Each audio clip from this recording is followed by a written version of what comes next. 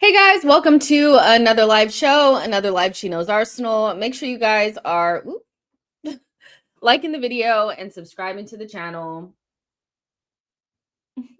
And most importantly, getting into the chat and letting me know what you guys are thinking and feeling. We are doing a preview for our game against Manchester City this weekend. We're playing at home.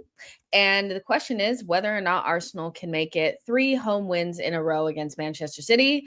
We've done well against Manchester City in recent seasons. You know, we drew and beat them last season, the season prior. We drew and beat them. So yeah, we drew away from home and we beat them at home both times. So I would love to keep this up. You know, I would love to get another win. Obviously, what else would I want? But I'd love to get another win this weekend. I do feel like this is a little bit of like one of those, I don't want to call it a trap game, but it's it's still City. So I know people are like kind of writing them off and it's like, oh, well, they don't look that good this season, la la la la la la.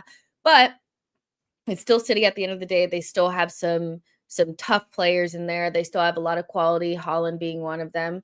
So we still have to be wary. That being said, I think we're all going to be kind of hoping for a better performance in terms of like our attacking play and fluidity and stuff like that at home against City. I think that there's a lot of narrative and conversations being had amongst Arsenal fans on the timeline about, Arteta going pragmatic or playing a midfield that doesn't have creativity and preferring players like Marino over Eze and Ethan in the 10. And if Odegaard is fit, Odegaard will play. Sorry, hate to break it to you. But if he's not fit, then is Arteta going to go with the Marino, Rice, Zubi midfield, or is he going to be a little bit more adventurous and go with somebody else in that right center mid position? So yeah, there's also the Martinelli of it all. I've seen a lot of people put out their lineups with Martinelli involved, I guess because he scored the goal, people want him in. So there's quite a bit to talk about here. I think there's quite a bit here because I do think that this is a big game for Gyokeres too.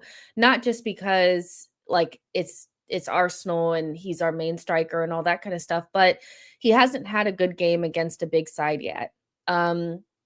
He was like anonymous against Liverpool and Man United. And a lot of that was not his fault. But I think with the Holland of it all and, the fact that we're going to be playing at home, there's going to be an emphasis on him having a good game. So we're going to have to get him going. And the only way to get him going is to have some creativity out there on the pitch. So yeah, we'll build our lineup. But how are you guys feeling about the game? Let's see. Michael says, of course we will. Shamaria says, big up. Ayara says, I hope Arteta doesn't play Marino and like what he did against Liverpool. The lineup will tell it all on Sunday. Baba says, good evening. How are you doing? I'm doing really well. I had a lot of fun on Judge Mo's channel a little bit earlier. KG was on there. Don was on there, who Sam popped in. It was a lot of fun. So I'm having a good morning. I've been up since 2:00 in the morning. So there's that, but I'm having a good day so far. And I hope you are as well. One of Marino or Martinelli are starting, I fear. Anthony says thoughts on Henri's comments. I said this yesterday and I'll say it again, just for the sake of like closing the chapter a little bit, but I don't actually have that many thoughts on Henri's comments. I don't think that he was necessarily wrong about his comments about Gyokeres and what he could do better. He's one of the best strikers we've ever seen in our lifetime, so we're going to take heed when he speaks about what you should be doing. Him criticizing and or giving constructive criticism towards Gyokeres does not bother me in any way, shape, or form.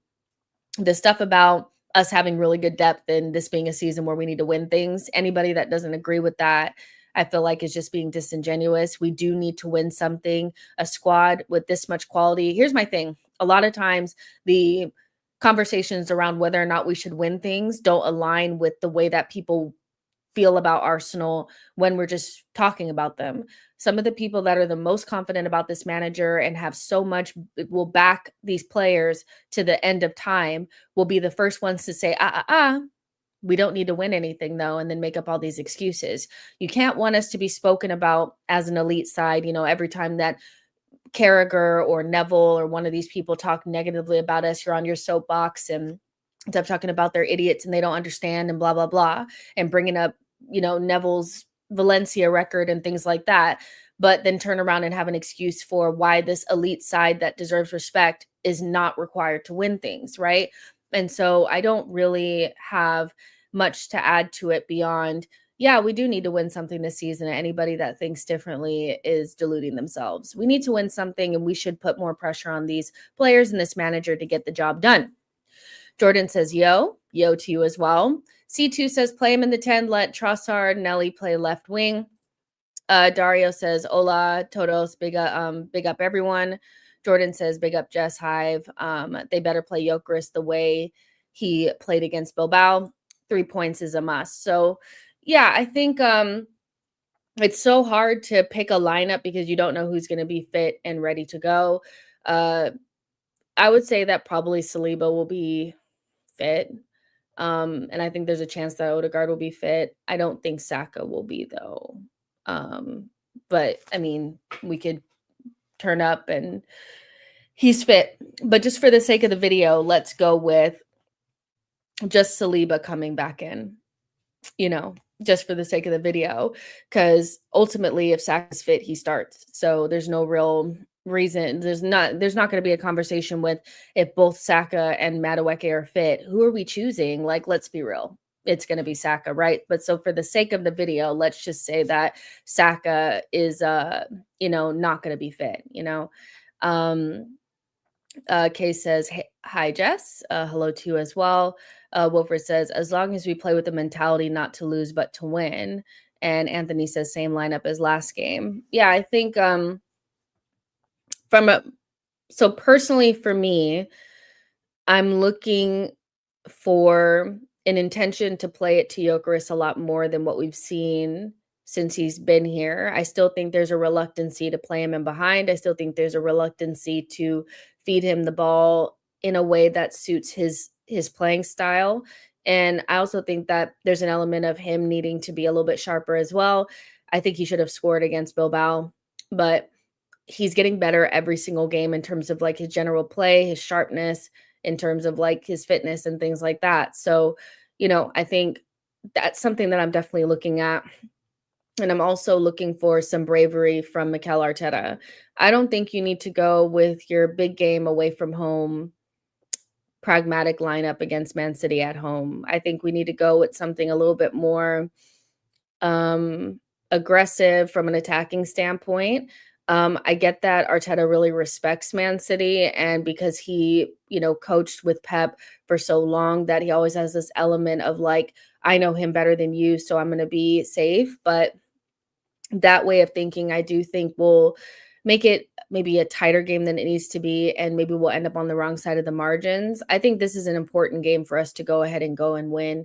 Going to the Etihad is still very difficult, and we know in a title race, every point counts. And so I would hate for us to drop points because we decided to go with Marino, Zubi, and Rice, and we struggled to build through the middle. And, we were slow in midfield and we couldn't take advantage of their lack of pace in midfield. And we ended up maybe not doing as much as we should have done. And I want to see us actually go for it, where We were afraid to go for it against Liverpool, which to a certain extent you can understand. I want to see a level of confidence of a team that feels like they're in a good period and that they've done well in the transfer window and they have players that can hurt City. I really don't want it to be super cagey. All of our games against Manchester City have been incredibly cagey. Everything from the Community Shield right down to, the game at the Etihad last season. The only game that wasn't cagey was the 5-1, and that's mostly because City were really poor and their season had pretty much fallen apart.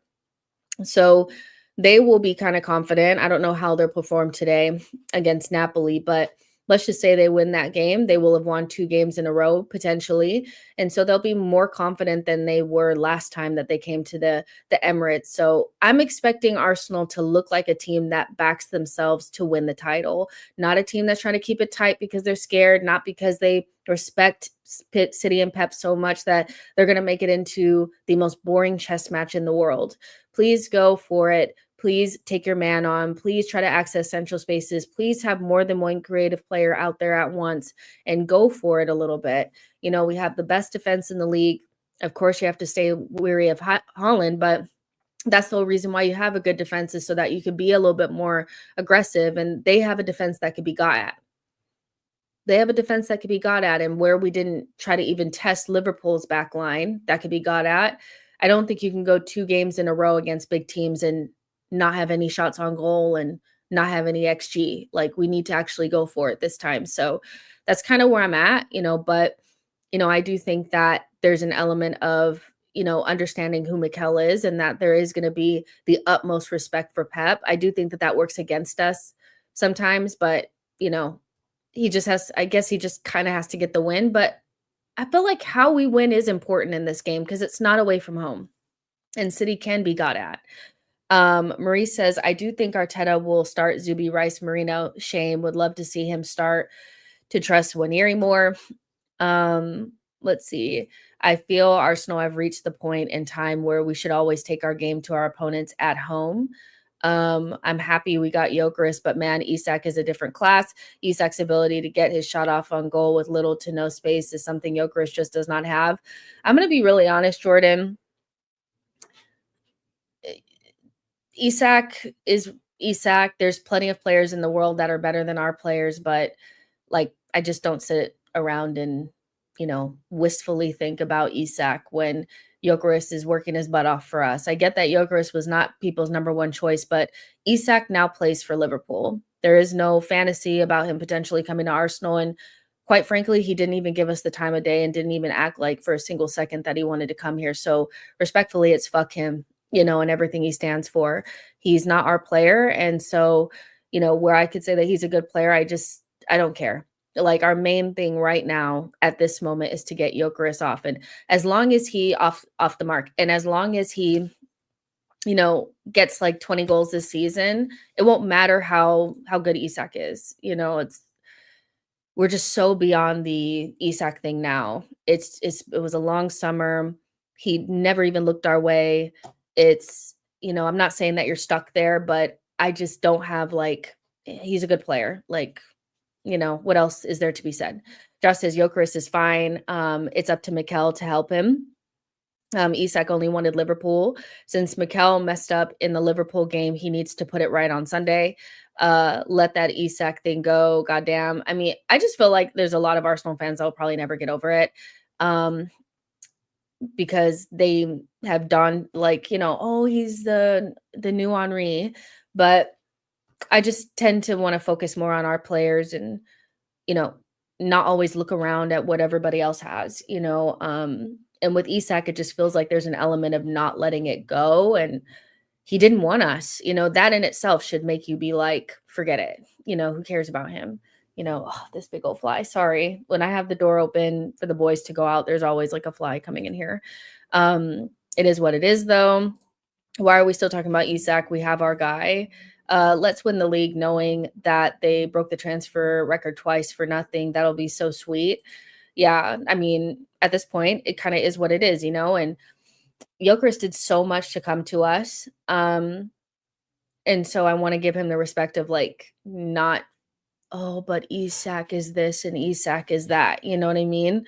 I get he's a good player, but like I'm so over it. It was just so long of a summer. Like I don't have it in me anymore.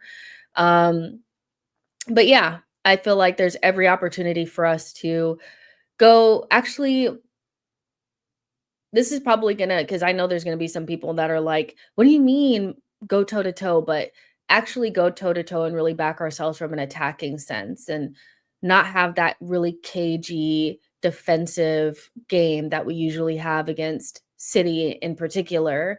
That we're not here to really entertain, but I do feel like it goes hand in hand. The caginess goes hand in hand with us not showing ourselves from an attacking standpoint. And so I just want to see our like us back ourselves a little bit. If Madueke starts, I want to see him go at O'Reilly, I think his name is, if he plays, or whoever it is, Nori, I want to see him go after him. I want to see us, try to get the ball in between the lines and make a good pass. I want to see us like really try to attack. It just feels a very like we're needing that right now. Obviously we need to win things, but we're needing, I feel like, a performance that shows that we're not afraid to go for it. We're going to be at home. Gunnarola says, I noticed with all the players we signed this summer, they were all desperate to join us.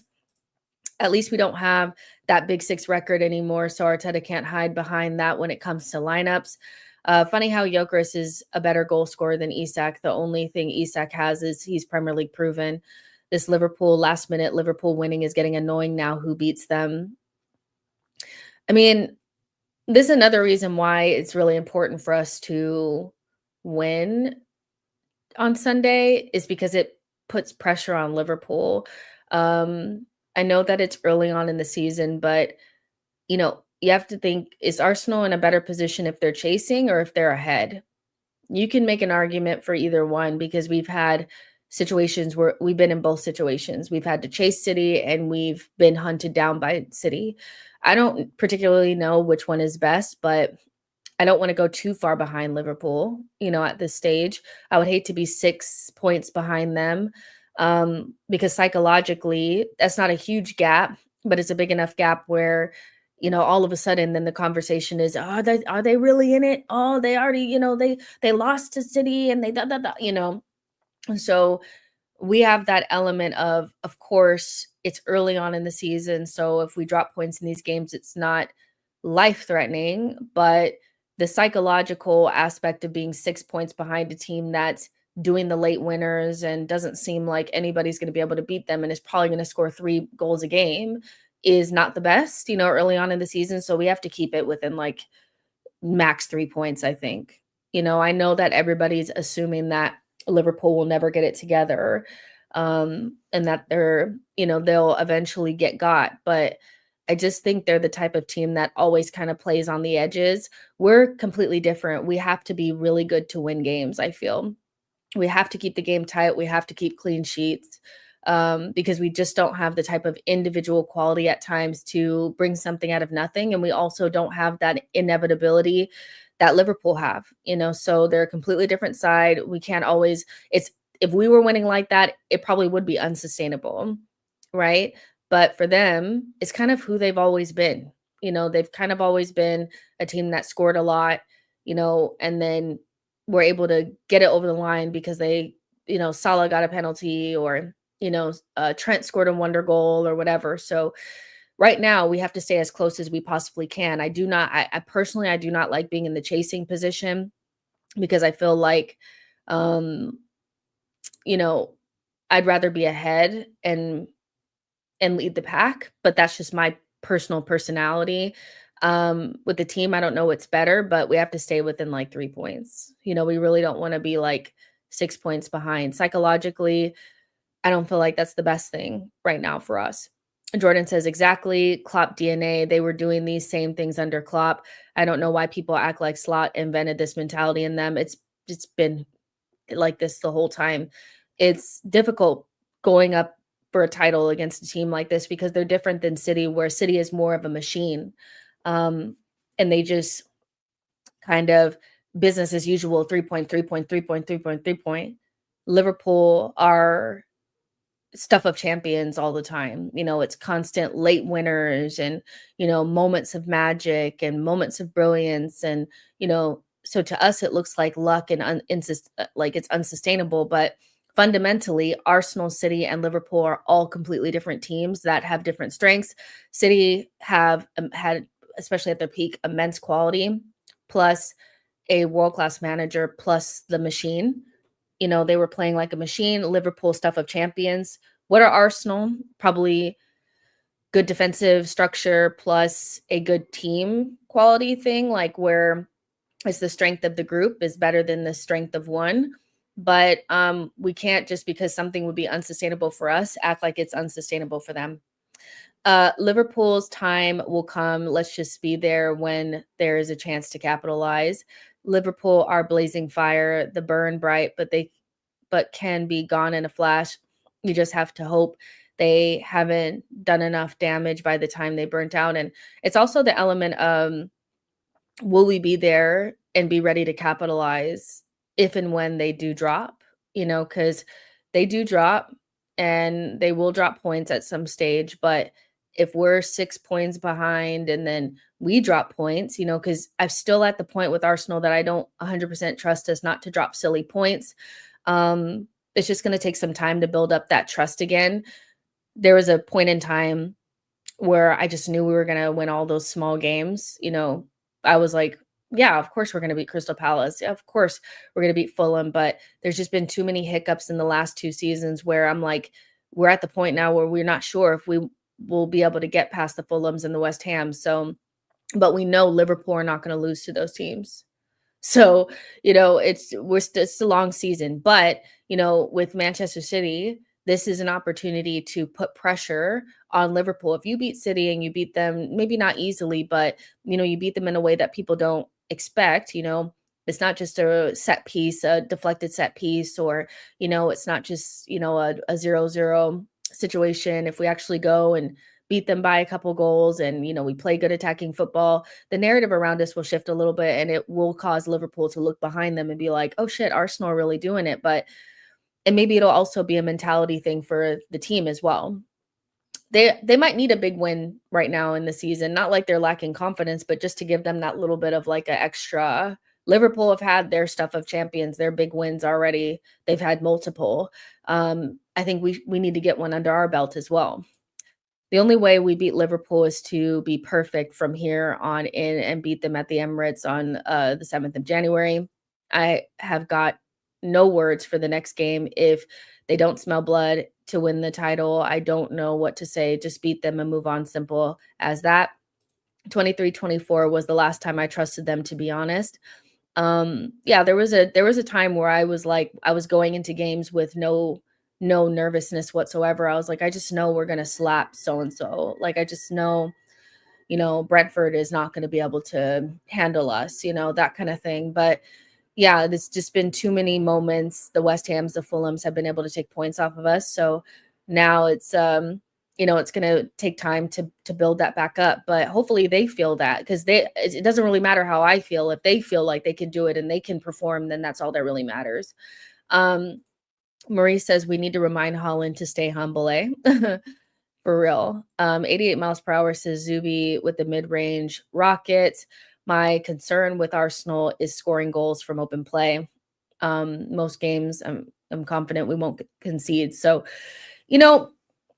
with City, I would say that like probably the player, like the matchups that I'm looking most forward to, starting off from like the back is, if it's Saliba and Gabriel, they obviously have another big game against Holland. I think Holland looks good this season. He looks refreshed. He looks bright. He's scoring goals, so Holland is the type of player when he's on, he's incredibly difficult to corral. He's fast, he's strong, he's clinical. So whether City are playing well or not, Holland is always a problem, so that's a big matchup. And I expect Gabrielle to take the majority of that, to be honest. And then Doku versus Timber, because Doku was ripping Manchester United a new one. But they didn't have a single fullback that would ever be able to stop Doku. But Doku's having that kind of beginnings of a season of the, "Oh, he's putting it all together." With Doku, it was always kind of like, yeah, he's a dribbler, but does he have the end product? Does he have the ability to make the right decisions at the right time? And early signs this season says he just may be putting it together. But he'll be coming up against probably the best right back in the league, in Urian Timber, who has shut down many a forward, so if we can stop Doku and we can stop Holland, there's a good chance that we will just stop them altogether. The midfield is interesting because we should have an advantage there, but you know, you just never really know. It really depends on who we play. I think if we go with a more aggressive midfield, then we'll have an advantage. If we go with the Marino, Zubi, Rice, I feel like they'll find it easier to bypass that midfield. Um, you know, like Rodri doesn't look 100%, but he's still obviously super quality. Reinders, and then whoever they have at the 10, So midfield battle is up for grabs. And then our attack versus their chopped defense.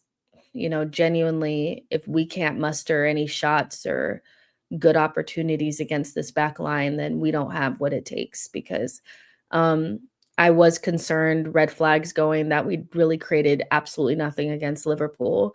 But I kind of put that to the side because I was like, it's Liverpool at Anfield and they didn't really get anything off either.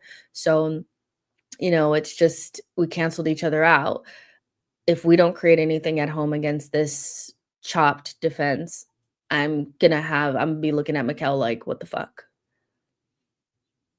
This is where we could really kind of like have the edge, where the midfield is probably up for grabs, and we're gonna have like a player like Holland going up against the best defense, maybe even in Europe. They're not gonna have the best defense going up against the best attack in Europe. Like we're not the best attack, but can their defense really keep out a good Arsenal attack? I don't know, so we have to figure that out. And I think everybody's going to be looking at this game trying to understand whether or not Arsenal are different than last season. Early signs say kind of, but there's still some same questions there. I think our mid should be solid. Then we will be okay. I don't worry about the defensive side of us. We can beat, again, I'm sure of it. Why do you think he never uses Ethan or Odie as a number 10? I think you mean Ethan or Eze as a number 10 other than Odie. It's baffling, to be honest. Well, I've said this a couple of times, but we don't play with a number 10. We play with 2 8s and a 6. And so it's a different role. And that's why, when Ethan was playing so well against Nottingham Forest, I mentioned multiple times that the biggest difference between his performances last season in midfield and this season in midfield is that he's actually playing like a midfielder and not a winger, or just a number 10 that just exists between the lines and doesn't help anything else in the first or second phase. And so, it's just a different role than I feel like what people think it is. I feel like people still think we're playing with a number 10 and we just don't. Our eights are responsible off the ball. They're responsible in first and second phase. They're responsible for getting us up the pitch and starting moves. And so players that are used to being the person that is on the receiving of that rather than the creating of those moments may not be as good of a fit. And maybe Arteta doesn't trust them to do it, which is the biggest change that I've seen in Ethan from last season to this season, is that he seems to understand now that he can't just be in between the lines waiting for somebody to give him the ball. He has to come into midfield and actually be a midfielder, because it's not a 10 and it's an 8, right? And then again, people I feel like still are, because again, we're talking about 2 8s and a 6 in a very clear Juga de position type of style football, positional style football, that Arteta is not going to have the right center mid on the right side and the left center mid on we're not switching positions. It's not fluid. So you need to stay in your positions. Eze doesn't really play on the right-hand side. And Arteta has seemed to really like a left footer on the right hand side. The left-hand side changes. It could be left-footed or right-footed because Marino is left-footed and Rice is right-footed. But have you guys noticed that the right center mid is always left-footed? I'm not sure why that is, but whether it's Marino, Ethan, or Odegaard, everybody that plays on that side is left-footed. So I don't know if it's just the way that he wants the system to work. And then because we play a positional style football, so it's not a traditional number 10 existing between the lines, it's very different. That I still think it's unlikely that we'll see Eze play right center mid in the absence of Odegaard or Ethan. I think if you do see him in midfield, it'll probably end up being on the left-hand side because as we've known with Eze, he's more of a left-sided player, whether that's in midfield or on left wing, he tends to exist on the left half space. So unless we just throw away our entire system and play with a true number 10, I don't think we're going to see Eze there that much. And that's why I'm not quite sure why people are continuing to ask for it. I know your manager, he's been pretty strict about that right-hand side.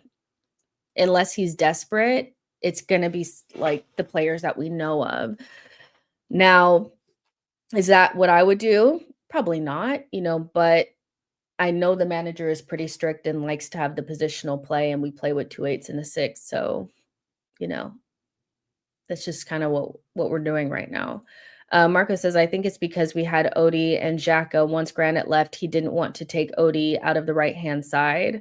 I don't think it has to do with left or right-footed player. I don't know. Everybody's been left-footed because he's had the option to be able to switch Odegaard and Rice, to get them on their right foots as well, and he's never done it.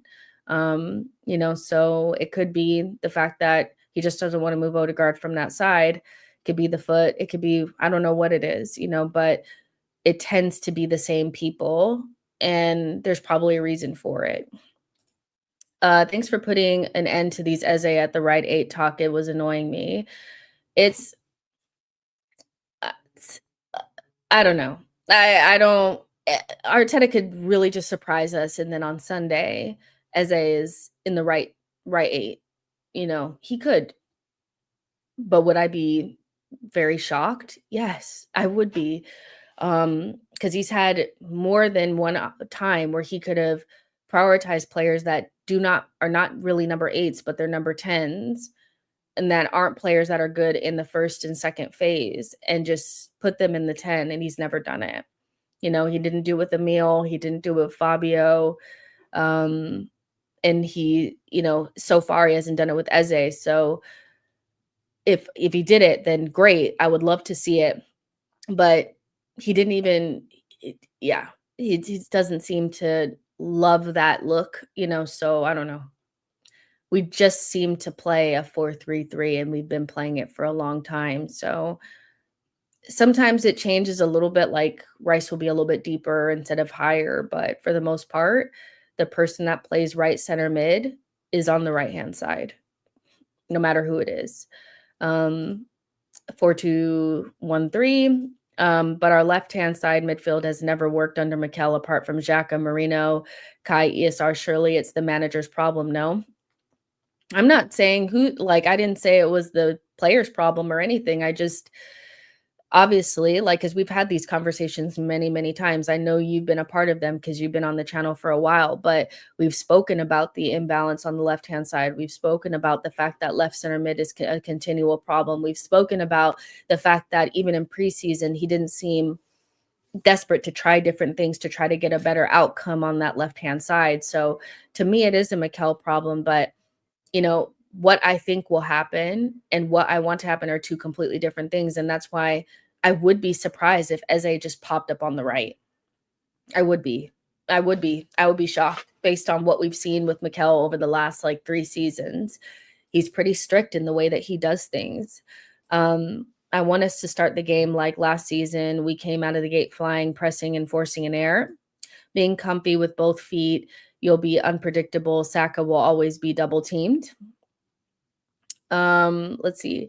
I feel chasing it's for us now because Arsenal has been leading for 8 points and we dropped it to Man City. Our depth is deep and we can chase. Don't be scared win it one by one. If Eze is going to something left wing, Hincapié has to be our main left back. Calafiori is not a left back. He hardly overlaps. We need Hincapié. I still feel like it's a little early to put the proverbial like knife in the and just like it's done with Eze on the left. I feel like a lot of it is confirmation bias because people want to see Eze in the 10 because ultimately they want Odegaard out of the team. It's confirmation bias that in the game against Athletic Bilbao that it didn't work with him on the left. When we saw a game where he played against Nottingham Forest and he was great on the left, he deleted so many players. He was good. He was on the touchline.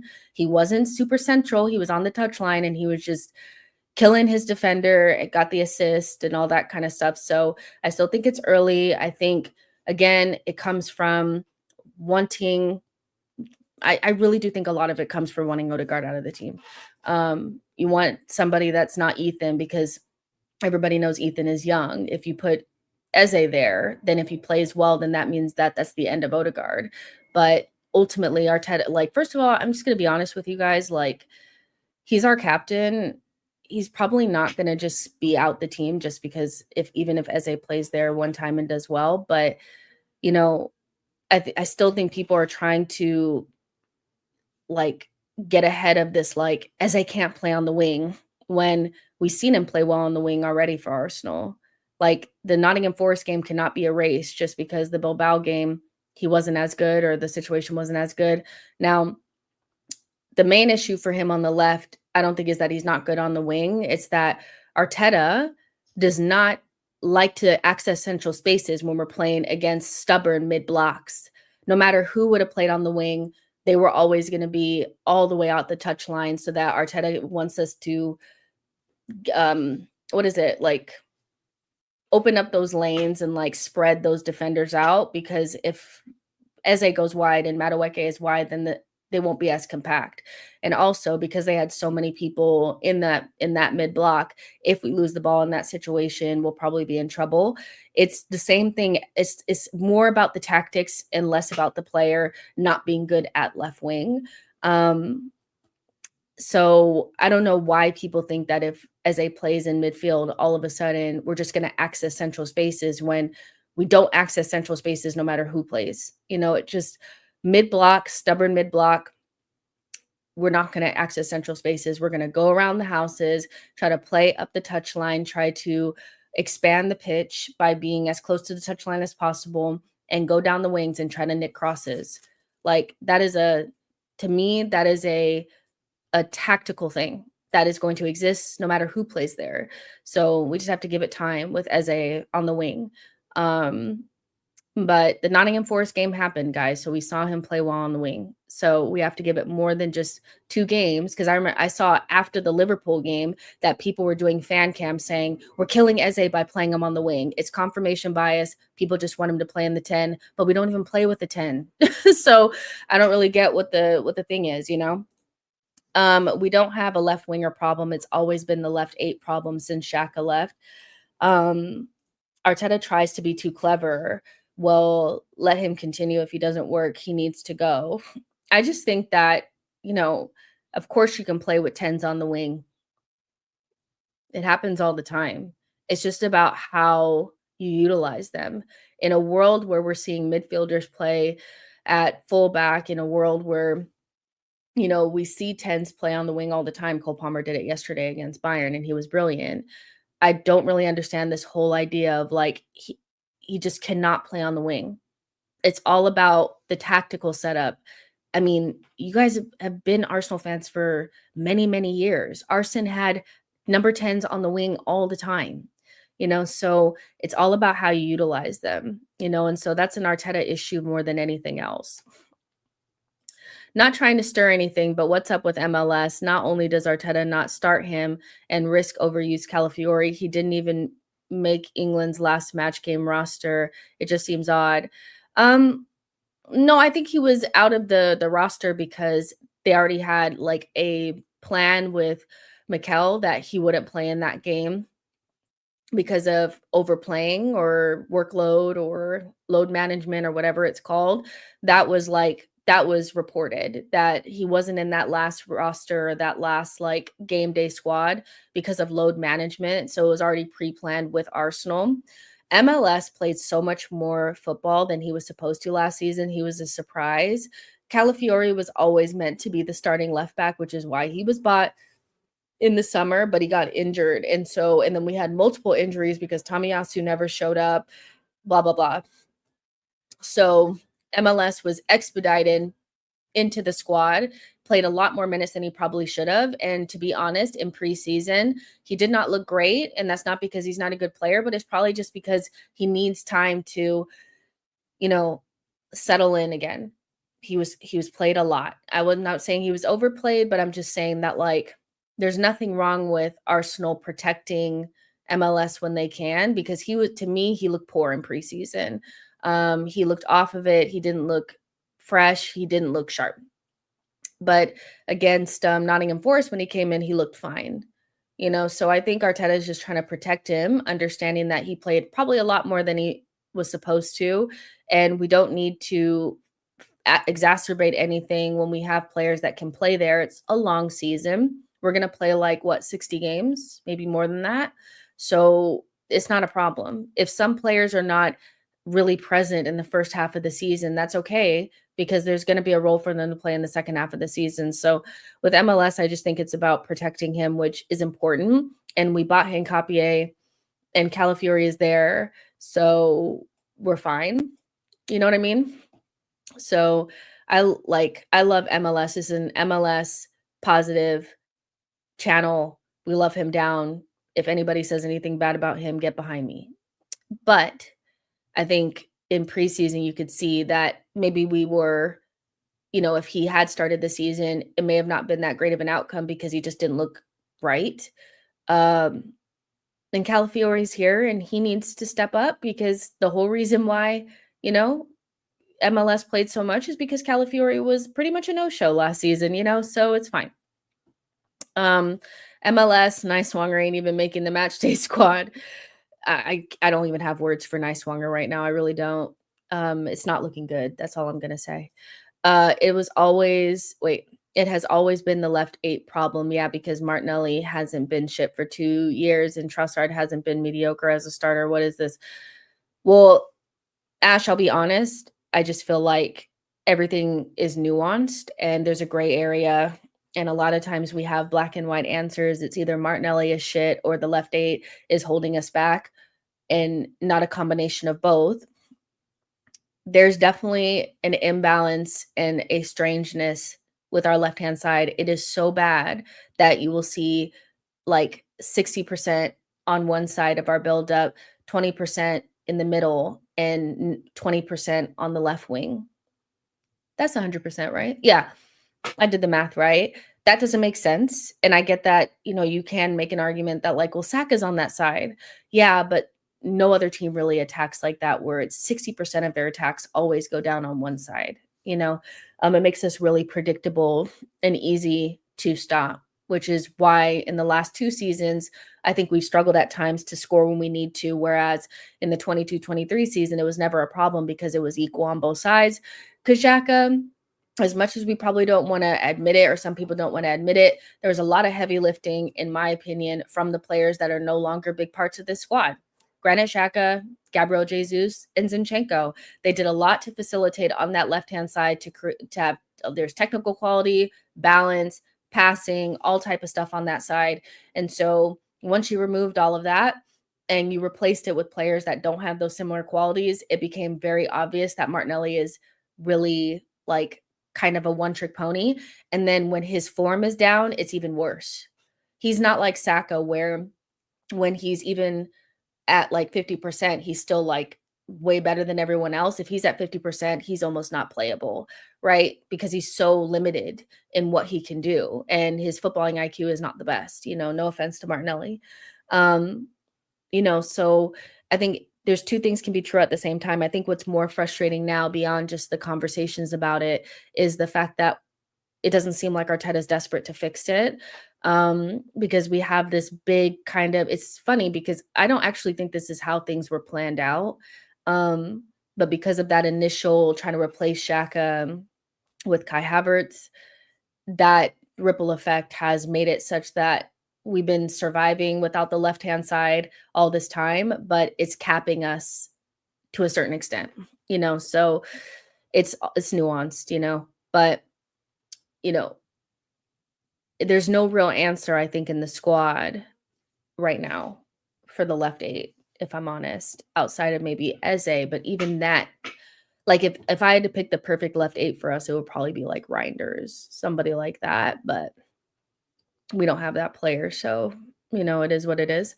I think this weekend we need a Gyokeres moment, 100%. Like, Gyokeres, all eyes are gonna be on him. All eyes are gonna be on him. He needs to have a big game against a big team, and we're gonna be at home, so the excuses of, like, "Yeah, but we're away from home, we're not gonna be there." Like, he's gonna have to have a big game. Now, he's been getting better every single game, but they're gonna expect goals, So I'm not, I think we're gonna have to really be desperate to feed him and make sure that he doesn't have a type of game where he has 1 or 2 touches. And Ilmatic is correct. It's Gyökeres versus Haaland. It's such an obvious storyline that if Haaland does well and Gyökeres does poorly, they're gonna be on his head. They're gonna be on his head. They already are. Ross says there's another player in the team who is working hard and is limited, Odegaard. Fair enough. I mean, you could say that Odegaard is, you know, he's limited and, whatever, but a lot of the issues that people say would not exist if Odegaard was not playing still exist when he's not. So, you know, if you guys can answer that question for me, then fair enough. I know a lot of people hate Odegaard, but comparing Odegaard to Martinelli feels incredibly disingenuous, but that's just me. Jack says, I think Rice is good in the 8, just needs a creator complement. Marino is lost in the playmaker role. Maybe if we just played with a double pivot, it would just suit Rice so much more. But I don't really know what the answer is to the left center mid situation because sometimes it looks fine, and then other times it's atrocious. So at this stage, I'm just like, just win. It's been so long since that side has been weird. I'm like, just fucking win. As a Marino, even Nwaneri are better suited for the left 8 going forward, but we are forced to play Rice there because he can't play CDM. I don't know if the problem is that Rice can't play CDM. Because he literally plays it for his country. So it's not that he can't play the 6, it's that Arteta wants a different type of number 6 in there. Those are 2 completely different things, and I get it, you don't like Rice, and you're constantly on the defense of, like, trying to act like he's some not so great player, but it's really not that. Maybe there's a little bit of misprofiling him, whatever, but misprofiling a player is not the same as the player not being able to play a position. He just doesn't suit Arteta's system in that way, in that position, but he can play the number 6. Like, let's be serious for 5 seconds. Let's see. Josh says Marino doesn't play well in our midfield, but I always defend him a bit because no midfielder has done well apart from Xhaka. For me, Odegaard has lost his confidence, possibly due to how he's been instructed to play. He's a shadow of the player we initially had on loan from Real. I just feel like we haven't even really seen him this season, so I've seen a lot of people writing him off already because I've seen people say that he's soft, because he got 2 shoulder injuries in the beginning of, 2 games. It is what it is. Like, my whole thing is if we go the entire season without Odegaard playing, we better win something because, it's constantly that it's this player holding us back. It's this player holding us back. I actually think the manager is the main person holding us back, and we could have and should be able to win with the players that we have. But, there always has to be one player that's holding us back. Once Martinelli was out of the picture, then it became Odegaard. Odegaard hasn't played at all really this season except for the game against Manchester United, and somehow he's still the problem. Okay, all of your problems should be solved if he's not playing, and he hasn't really played. He played like 10 minutes against Nottingham Forest. He played like 15 minutes against Leeds. So 20 minutes against Liverpool, somehow that was somehow dropped on his head as well. It's just It's long. When at some point when you realize it's the manager and we can win with these players, then we can wake that up. Um, this game is going to be interesting. If anything, I think we should go with Nwaneri in midfield to get the best out of the front line. I would love to see Nwaneri start against Man City. That would be my choice. Mikel is so frustrating with the left center mid because how we move from Mount as a target to Marino is super confusing. We move from Mount to Kai Havertz, which tells you everything you need to know. I'm really annoyed when people, typically younger fans, say a player can't play a position. It's like a position is supposed to be played one way based on the last 3 years. Let's see. Hi, Jess. Been a while since I've been in the chat. Hope you're doing well. What do you think about the discourse from some of the people that Ethan isn't creative or a good decision maker? I disagree. I mean, I think Ethan should be playing. If Odegaard's not playing that position, I think it should be Ethan. You know, I believe Ethan is more than good enough to contribute in a significant way in this team and should be trusted more than he is. The Marino option is always feels safe to me. And when I mean safe, I mean gearing more towards not losing than winning.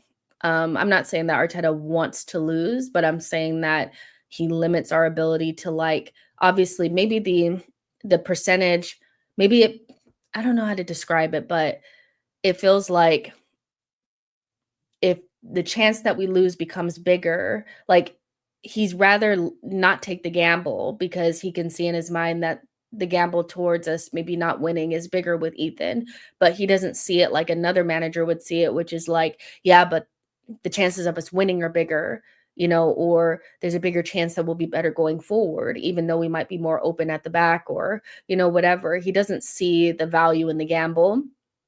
And so he goes with Marino because there's just no way that you can look at those two players and the way that they exist in that midfield and see that, that Marino is going to help us attacking wise outside of heading the ball in the back of the net. Like it's not about anything in terms of what we're doing in open play. It's more about getting corners and free kicks and him heading in the back of the net and him being secure and defensively solid, right? And so he never really wants to take the gamble, which is why we never get the best kind of result. We may not get the worst result all the time, but we're basically capped at never getting the win with a midfield like that. So I don't know. I want to see Ethan. I don't believe he's not creative. I don't believe that he will be a liability.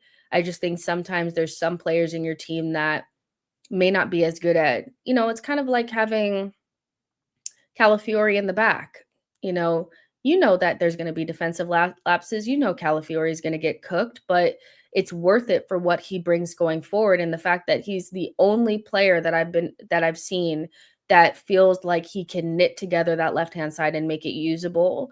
But you get the defensive lapses. You're going to get the times where he gets beat. You're going to get that yellow card, but it's worth it. I feel like Ethan is similar, but Ethan is further away from the goal. He's less likely to cause us to concede than Calafiori is, but Arteta just trusts Calafiori more. So I don't know if you would need, you have 2 DMs and 4 really good defenders and a great goalkeeper. You can't have one attack-minded player in the team, like just one, like it's crazy. Let's see. I agree that it's down to Arteta regarding Odegaard. You can see his indecision when he gets on the ball. Like at some point he has been instructed to not take the risk, just recycle possession. The way that Odegaard plays with Norway and the way that he plays with Arsenal tells me all I need to know. The way almost all of our players play with their national teams and the way that they play with Arsenal tells me all I need to know. Ethan is always going to lose the ball during games because he plays centrally where the game is more congested. But here's my thing. It's Arsenal fans are okay when certain players lose the ball, but when others you lose the ball trying to do something, it is the end of the world. Of course, Ethan is going to lose the ball trying to go central. And of course, if we try to pass between the lines, make riskier passes, they're going to get cut out. One of the players in our team that does it the most is Zubi. Zubi does it more than anyone, where he tries to do these quick little vertical passes and they get cut out, but nobody panics because it's Zubi and he's new and he's fresh and it's okay. But if other people do it, people that you're frustrated with, oh my God, he lost the ball in a bad area. If we lose the ball in the other team's attack defensive third, we have not lost the ball in a bad area. Genuinely, you know? But Ethan is going to lose the ball. And it's because he's trying to attack central spaces, but that's the only way that we're going to be able to break down these stiffer blocks outside of going around the houses, and it doesn't work. You know, it doesn't work to break it does because it's so predictable. And I feel like if we have the set pieces and we have the crosses, but we also have the ability to go down the center, teams won't feel so comfy in those blocks, but it is what it is. Soon as and Gyokeres will start ignoring Arteta's tactics and doing as they feel. No, they won't. No, they won't. Why? Why do you think that those two players will just go against what Arteta wants? What player have we bought since Arteta has been here that's gone off script? And why do you think all of a sudden Eze and Gyokeres will do it? Do you actually think Arteta is bringing players into this team that are not going to do what he asks? Why would Gyokeres and Eze just not sing from the same hymn sheet? They're not gonna, nobody is going to, just because we're frustrated with the manager or you're frustrated with the manager, doesn't mean that the players are frustrated with the manager. I bet you it's the complete opposite. Those boys love Mikel. They love Mikel and they are eating up every word. It's not the desperation that those two players had to come here. Those are two of the most desperate men I've ever met, or I haven't met them, but I've ever seen. So you think that players that basically died to get here are going to all of a sudden just stop doing what Mikel is asking them to do because fans are frustrated? Come on. We have to, come on now. The way that the players feel about the manager is completely different than the way that we feel about it. Because if that were true, then they wouldn't have signed. They know what they signed up for. Marco says we're not united, mate. That's what I'm saying. They're not going to do it. They're not going to go and do their own thing. We're going to build the lineup in just a second. Jess, I think what Jordan is trying to say is that players may grow tired of Arteta restricting their playing styles and freedom because they don't conform to Arteta's system. No, I know what he's saying. I just disagree that it's going to happen. I know exactly what he's trying to say. I'm not confused about what he's saying at all. I'm saying that I disagree. I disagree that Gyokeres and Eze are going to grow tired of Arteta doing this and that and the third. I feel like they feel completely different than the way that we feel. The way that Arsenal fans feel about Arteta is not the same as the way that the players feel. And even if they feel like, you know, I could be doing this, I could be doing that, they are literally at their job. They are at their job right now. You know, it is highly unlikely that they're going to risk a job that they basically died to get because Arteta wants Eze to hug the touchline when we're playing against the mid block. You know, I just don't think they're going to do it. Sorry. You know, I don't think they're just going to revolt. I don't, you know. I just don't understand why Arteta doesn't let a player like Eze be a creator. He's meant to be, as a playmaker, he could genuinely run games. I mean, we knew he was going to play at left wing. So, you know, I don't know, because I don't even feel like, you know, Arteta, it's not like he didn't let Jesus do whatever the fuck he wanted to do. You know, Jesus is probably one of the most talented players that have ever come in under Mikel Arteta. He's probably top 3 most talented players that have ever played under Mikel Arteta, and he was given license to do whatever the fuck he wanted to do. So we don't know what Arteta is going to do with Eze yet.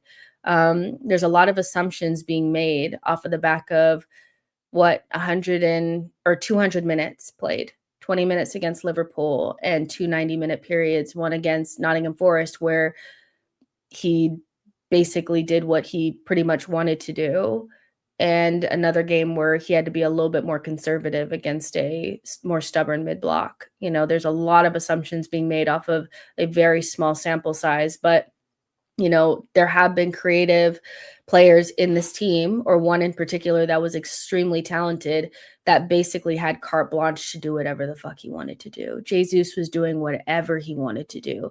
So I want to give it at least time before I just say, it's not working. I think this is frustration around mostly wanting to get out Odegaard at the team and feeling like, he just has to play in midfield. It's just give it more than like 20. He's played 200 minutes. Genuinely. Like, we need to give it a minute.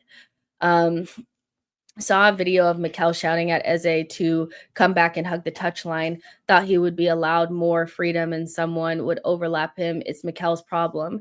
But it's just, we're playing against a mid block, and you know how Arteta plays against a mid block. We're not going to access central spaces, and he wants to keep us wide so that those spaces in between that block will have to spread out, so we'll have more space. I get what you're saying, but it's like people using that one clip as like see, he's making him hug the touchline, when we literally watched him play against Nottingham Forest and he wasn't asked to hug the touchline. He was pretty much doing the Eze thing. He obviously is playing left wing, so he's going to be mostly in the left half space. I think this is just confirmation bias and people kind of panicking. Like, let's see how he is against Manchester City first. I feel like people are maybe jumping the gun just a little bit. We just need to wait. I just hope Arteta doesn't, in fact, let him, because I agree he has done it in the past. Also, I don't think Odie should be out of the team at all. Odegaard in 23-24 had more freedom, plus Xhaka helped him create stuff. Now we have Rice and Marino. I mean, listen, I've seen every player in this team essentially have moments where they were really, really good and really, really poor. So, unless you have multiple seasons of, no matter what's going on, no matter who's playing with you, I feel like I'm going to give you more than the first couple of games of the season to try to figure your shit out. There's a lot of things going on, and, it feels like a lot of confirmation bias and a lot of things being set in stone based off really small sample size. It's just like a example for me would be how people were writing off Gyokeres in the first game, and Arsenal fans were, I see Arsenal fans that never back players that are constantly hating our players, that were begging for Arsenal fans to back Gyokeres because they didn't want the media to get onto him, but are quick to make a really staunch, oh, it's not working with Eze off of an even smaller sample size than what we had against Gyokeres. I feel like everything that we've seen so far needs to be put in the category of, I'm concerned about it, but I need to give it more than 5 games to see whether or not it's going to work or not. It goes the same for Gyokeres, same for Nani, same for Eze. The only thing that we know for sure is Mascara is a fucking baller. Odegaard should be holding bench this whole season. Well, you're not going to get your wish unless he's injured the whole season. If he's fit, he's going to start against Manchester City. I don't know.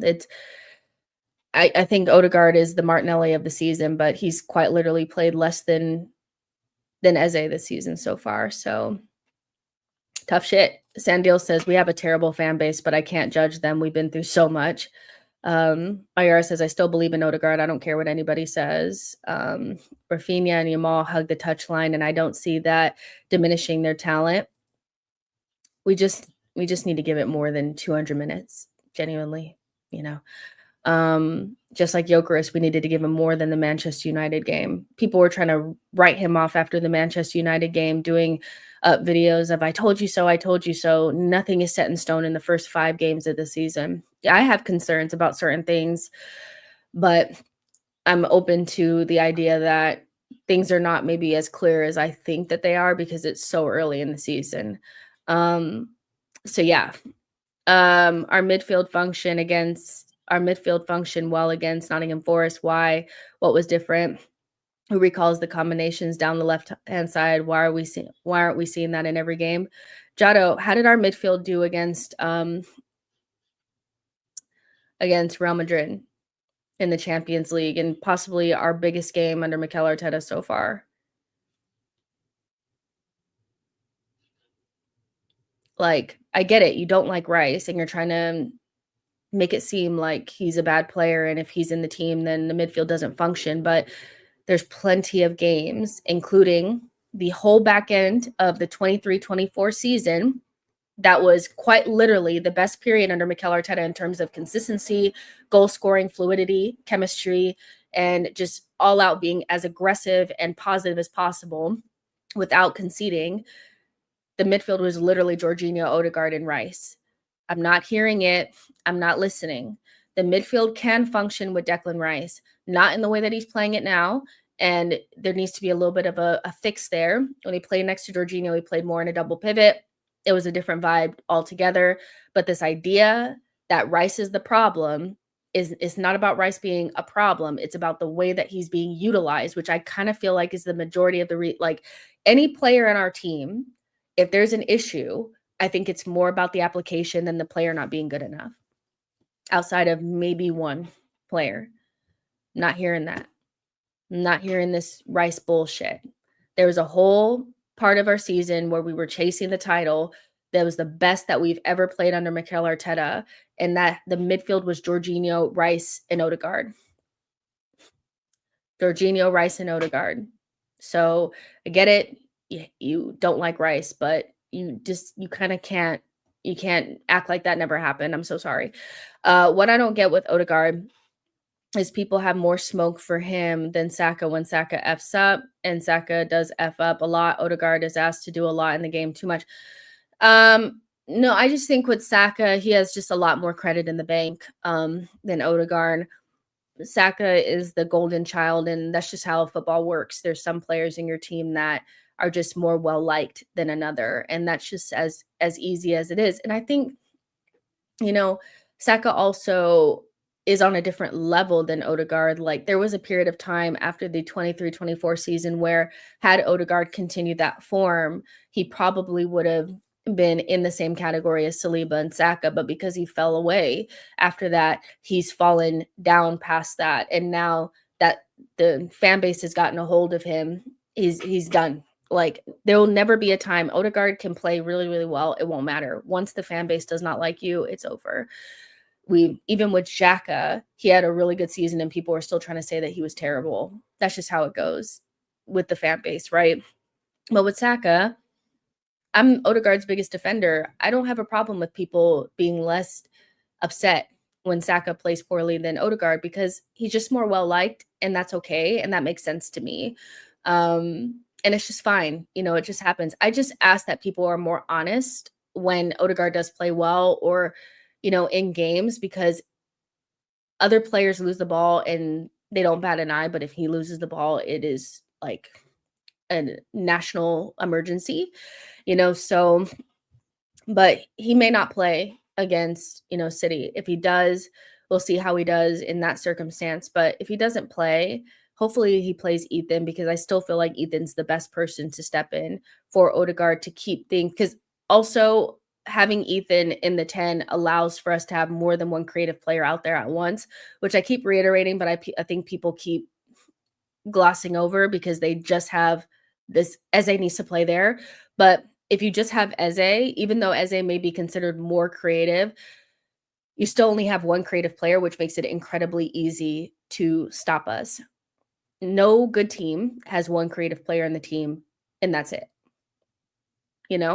So essentially, if you have Ethan in there, then Eze can still play on the left, which I still feel like I know that Martinelli played against, Bilbao and scored, but seeing him in 11s against City because he scored that goal just feels silly when I feel like we're finding his role is off the bench now. So yeah, I'd rather it be Eze and Ethan. So like how we had it against Nottingham Forest, it felt like we had like a lot more creativity because we had more creative players out there at once.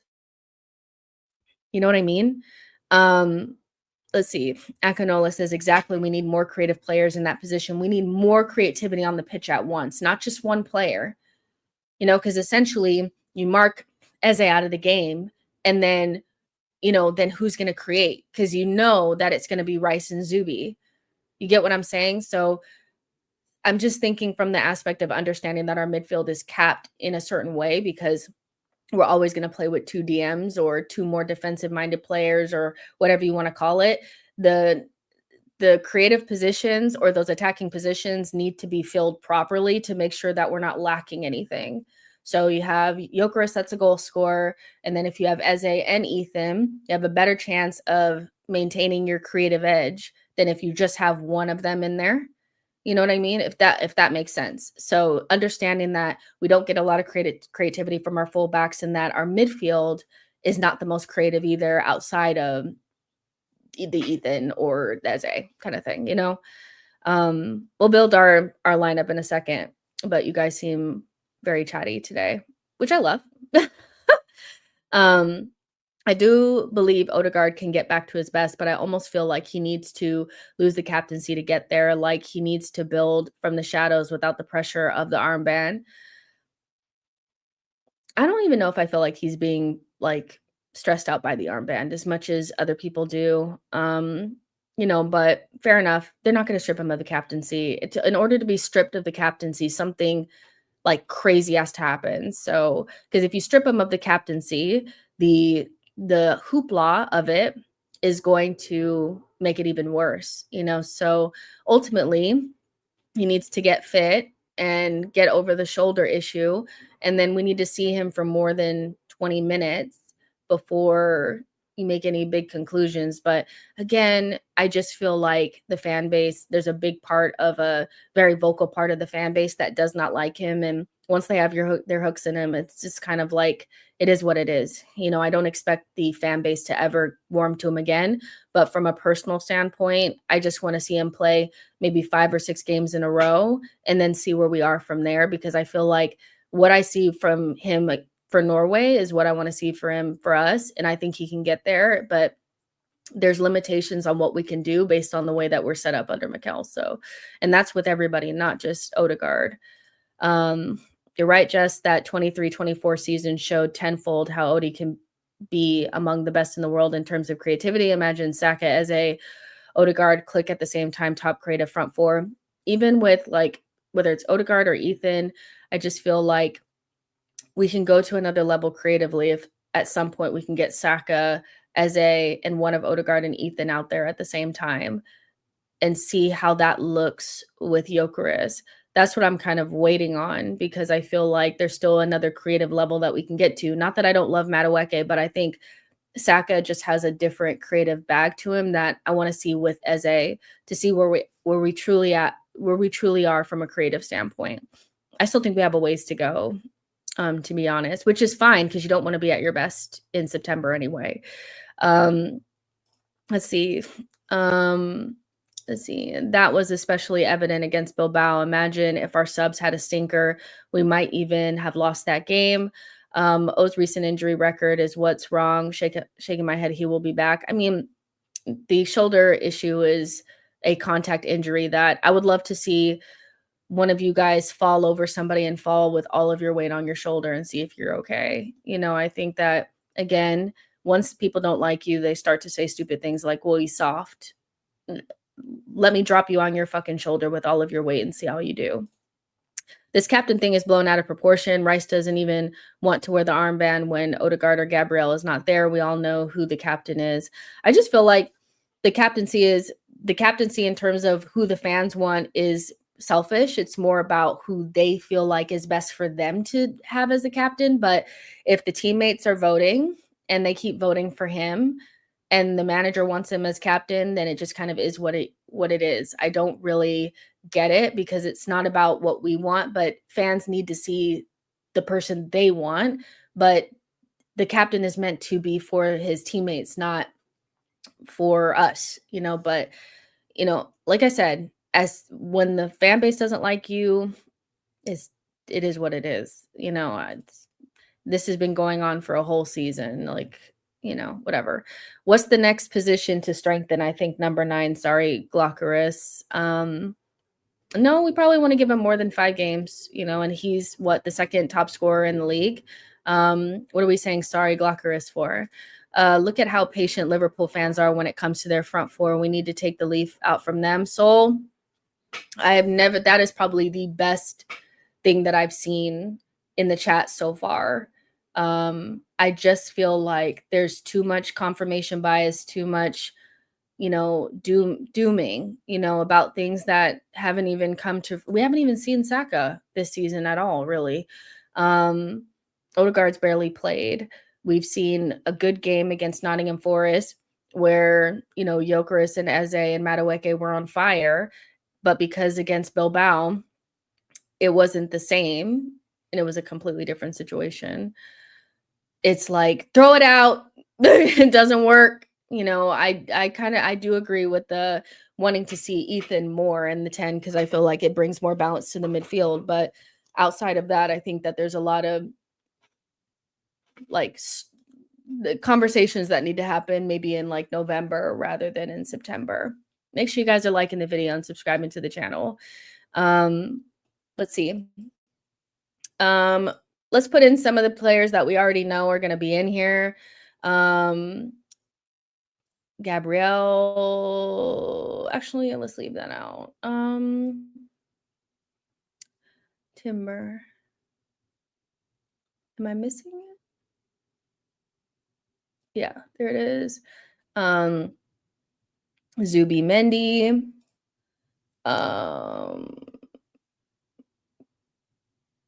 We know Rice is gonna play, so let's not even fuck around.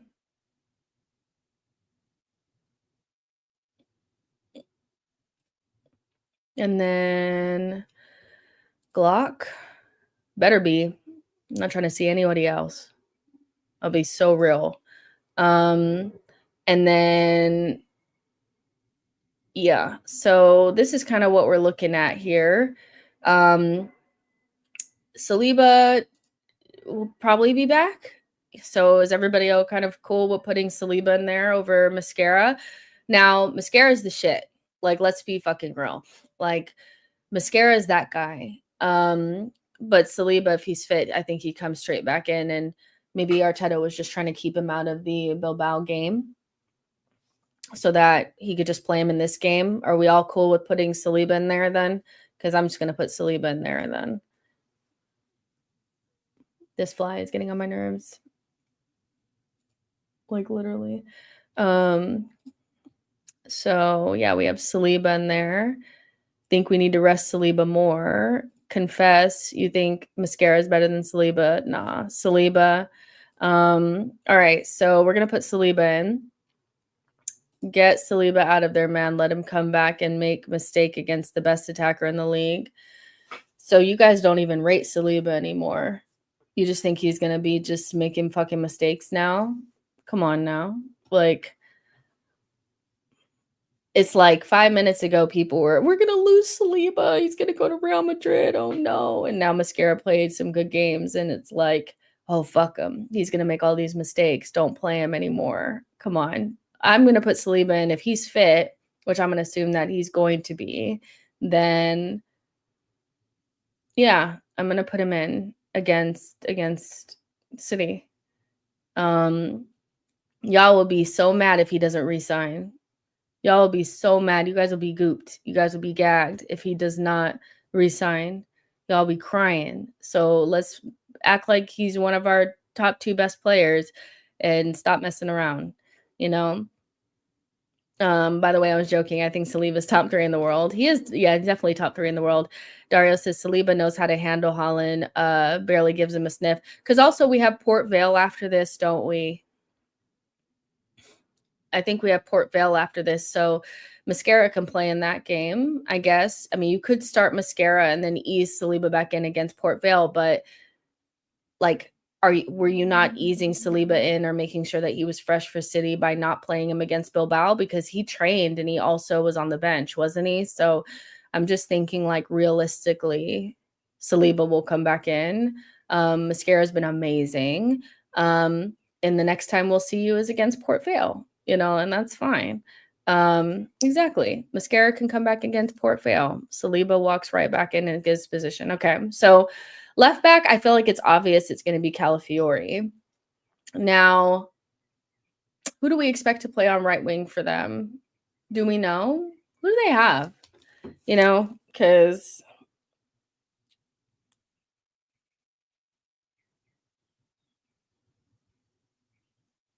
Let's see. I don't even know, man. Who are they playing with today? Fucking A. Like Bernardo Silva? We think Calafiori can handle that if that's what they go with. Or are they going to do something else? What else do they even have? That Savio guy is back, but Bob, one of them, maybe. I think it's still going to be Calafiori, though. I'll be honest. I just think Arteta loves Calafiori. He thinks he's like special. So, and he is special. So in MLS, I don't know. He just hasn't played that much. So I still think they're trying to ease him in. So, I mean, Calafiori did play against Salah. So, of course, that's the thing. I told you guys this after the Nottingham Forest game, that one of the things that we learned is that we're going to get some, defensive lapses with Calafiori, but what he gives us going forward is so useful for a team that doesn't have a lot of creativity or sometimes lacks a little bit of X factor. It's unfortunate that it's going to comes a lot from our left back, but he's just not a player that I feel like we're dropping at this stage for no real reason. He played well against Salah, so why can't he do well against Bernardo Silva? We don't really have a left back that gives us those same things. I mean, MLS has different qualities, but it's not the same as Calafiori. It's just different. So, yeah, he's our X factor, like Salah saying. So, yeah, I kind of feel like I'm going to stick with that. Now, I already told you, and I'll say it again, that I just feel like we're at home. Stop being scared, play Ethan. Marino's played a lot. He played the whole game against Nottingham Forest. He played like the whole game against Bilbao. We've done the Marino. Marino can be like, if Gyokeres is not, firing, we can bring him in and put him in the 9 later on in this game. I want to see Ethan. I'm so sorry. There's nothing about City's midfield that makes me feel like Ethan will be a liability. We're talking about a midfield that's going to potentially be Foden, Reinders, and Rodri. That is not a physical midfield. That's not a midfield that's going to like run past you all day long. This is not like, this is a midfield that I feel like he should be able to play against. Again, like, because Elliot Anderson and Morgan Gibbs-White is a much more scary midfield to play against, like Ethan, that's not going to be as like reliable defensively than like Reinders and Foden to me. But that's just how I'm looking at it. I don't want to do the Marino. I'm going to tell you right now, I don't want to see it. I want Ethan. in the right center mid. If Odegaard is not fit, it needs to be Ethan. Odegaard's fit, Odegaard plays. If he's not there, it's Ethan. Just do this for once, please. For once, please. I just do not see the value of Marino at home against City at right center mid. Now, Marino's always like, as soon as I start saying that I don't want to see him, then he comes up with something big. But it's just, Ethan has been so good in the midfield in the last 2 games at home. Come on, Arteta's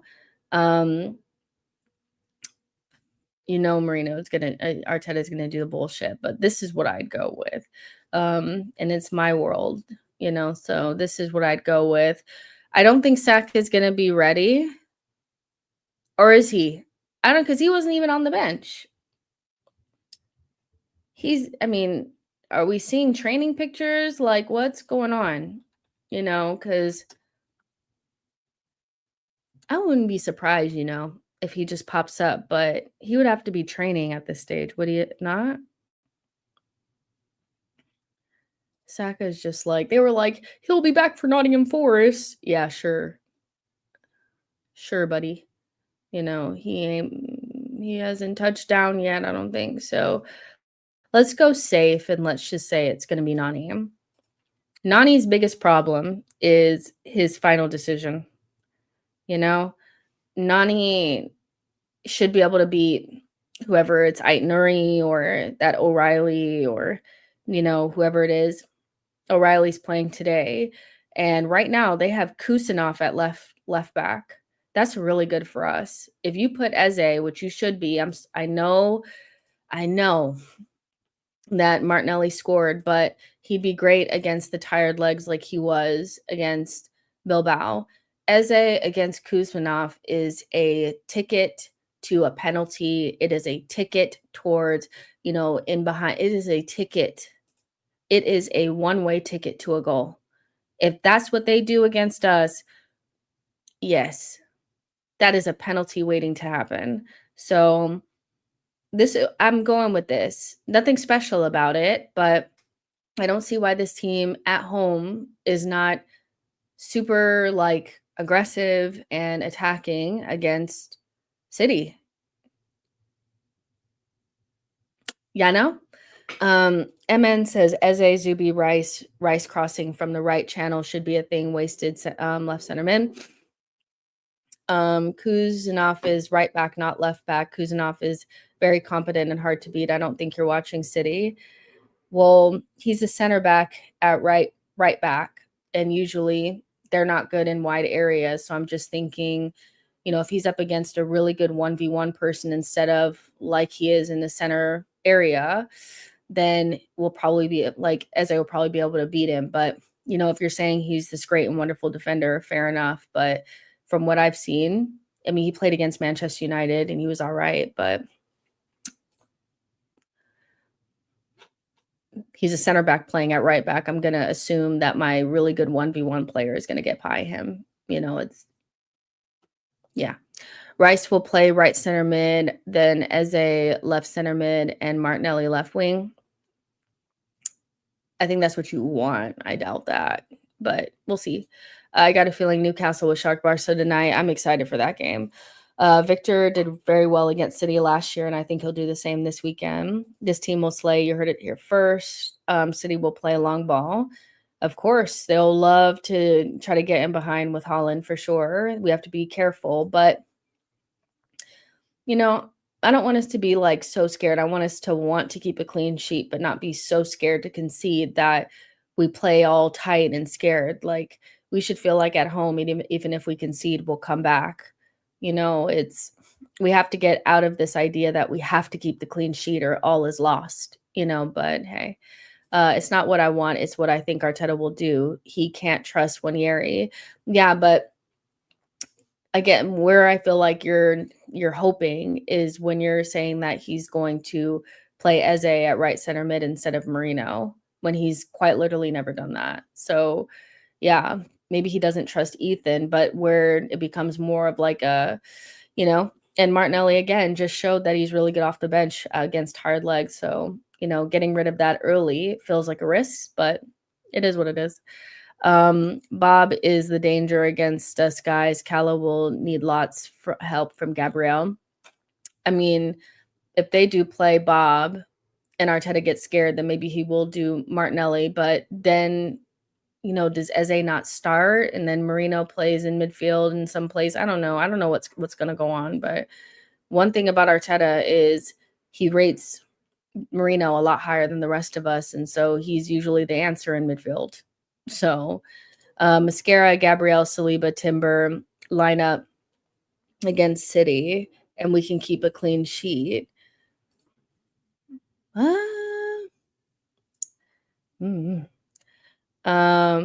But he can trust Odegaard. Be serious for 5 seconds.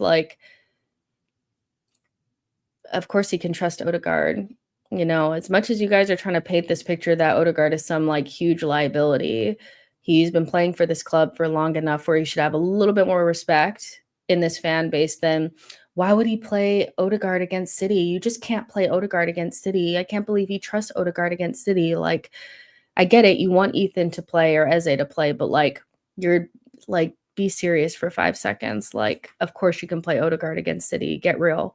Chosen One says Nwaneri Please let him come into his own. You said on another stream that Ethan has the potential to be one of the best number 10s in the Prem. I'll take it a step further, one of the best 10s in football. I would play Ethan if Odegaard's not there for sure. He's more than good enough. And I liked what I saw on the right-hand side against Nottingham Forest. I'm looking for connections and chemistry. And I felt like once Ethan and Madueke got going, they look good together, so let's keep it going. Box Fresh says, because you got a lot of soy boy internet fans about. Don't know what that means. Kala is below average defender, actually. Didn't Ethan score against City 5-1? You know who else scored against City 5-1? Go check who scored the first goal against City in the 5-1. This is what I'm saying. It's like you're trying to go against Odegaard, but you're actually just strengthening my point that there's no reason not to play Odegaard, because if Ethan is your reason for why he needs to start, Odegaard scored the first goal in that game. Come on now. Like, be serious. Ethan, and I don't doubt that Ethan's potential is ridiculous, but pretending like you can't trust Odegaard against City and you can prop up Ethan without having to shit on another player. And I feel like that's the problem. And maybe that's what I'm getting to is whenever somebody wants somebody else to play, they have to use somebody else to try to prop them up. In reality, we're probably in a situation right now where Ethan is slowly being integrated into being the person that's going to take over that role, but it's not happening fast enough for people. So instead of being like normal, about it, Odegaard had a bad season, but realizing he's played less minutes than Eze, probably needs some times to get fit and not have the shoulder injury, they have to shit on Odegaard to try to make it seem like Ethan needs to play. Ethan doesn't need you to shit on Odegaard for it to make it valid for him to play. He doesn't. Like, Ethan's good enough where you don't need to push somebody else down to try to validate or justify the fact that he deserves minutes. He's good enough without having to do all that. Just saying. At this point, Ethan, to play, Marino has to have a small knock that sidelines him for one game. Some people forget how good he is. Man is sad. And he's probably one of those people who signed the stupid no to Madueke signing. I don't know what he did, but to me, this is what I would do. The only changes I would make is if Odegaard's fit, then I would start Odegaard. Odegaard's not fit, Ethan starts in that position. I feel like that is his position to grow into. With Eze and Ethan on the pitch, we have not loads of creativity, but you know what I mean. We have a lot of creativity out there. And I do think that, Eze against a team that's not going to be in a deep block or a low block, mid block, whatever, will do well in that wide position. You got to feed Gyokeres. You got to make sure that he's not sitting there with nothing. Madueke, better decisions in the final third, and we're in a really good position with him. Zubi versus Rodri should be interesting. Calafiori is probably the only question over there in terms of like how is he going to be defensively, but the idea that he's not super useful for us or makes a huge difference for us is just lies. Like, Calafiori is so good for us. It is what it is. And everybody else is so solid that I'm not worried about it. So yeah. Lemon says only change I'm making is MLS. It's a good 11. Calafiori is a solid defender, but a bit clumsy in how he moves his body at times, which leads to him getting caught out. I think it trauma from severe injury he had. Yeah.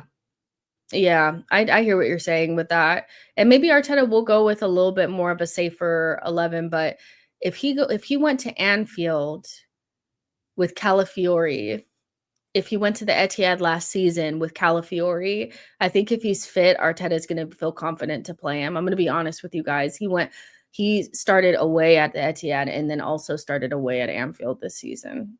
It's basically been the case where if he's fit, he plays. So I'm going to assume it's the same thing. So I'm going to go with a 2-1 win for Arsenal. I do think that we'll get punctured once, I do think we'll get punctured once, but I do think we'll win the game.